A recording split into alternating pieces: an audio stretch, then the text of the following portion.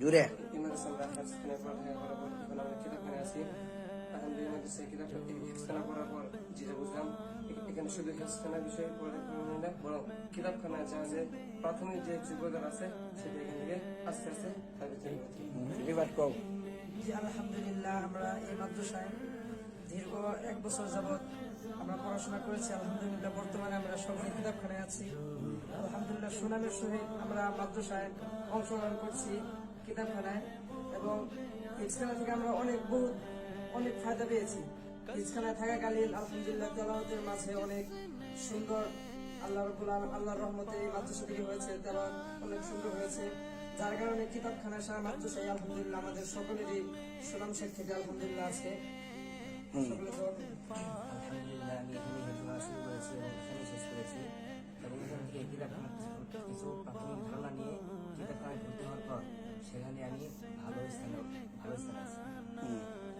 আলহামদুলিল্লাহ এই জায়গায় আমি 1 বছর পড়ছি, তারপর কিতাবখানা ভর্তি করেছি। এখন কিতাবখানা আমি অনেক ভালোভাবে পড়ালেখা করতেছি। এখন প্রিয় সাথে সাহায্য করতে আসলাম। শুরু থেকে শেষ পর্যন্ত এই মাদ্রাসায় পড়াশোনা করছি এবং এখানে শুনেছি। আল্লাহ যদি চায় তাহলে সামনে ইনশাআল্লাহ বারবার আসা হবে সাক্ষাতের জন্য ইনশাআল্লাহ। আল্লাহ আমাদেরকে সবাইকে কিতাবখানা ভালো মতো পড়ার তৌফিক দিয়েছে।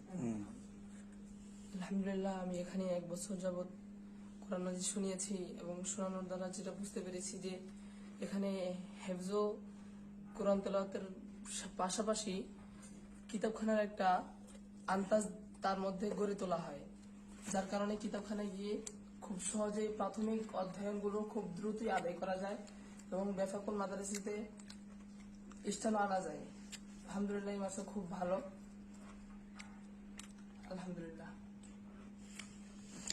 আলহামদুলিল্লাহ আমরা দেখতে পাচ্ছি আমাদের এই একজাক প্রবীণ ছাত্র যারা এখানে পড়াশোনা করে শুনিয়ে তারপরে কিতাবখানায় গিয়েছেন, এদের মধ্যে অনেকে আছেন আলহামদুলিল্লাহ কিতাবখানায় বেফাকে সিরিয়াল পেয়েছেন। সবচেয়ে বড় বিষয় হলো পড়াশোনার পাশাপাশি ওদেরকে আমরা কিতাবখানার জন্য যে সাধারণ ধারণা থাকা দরকার।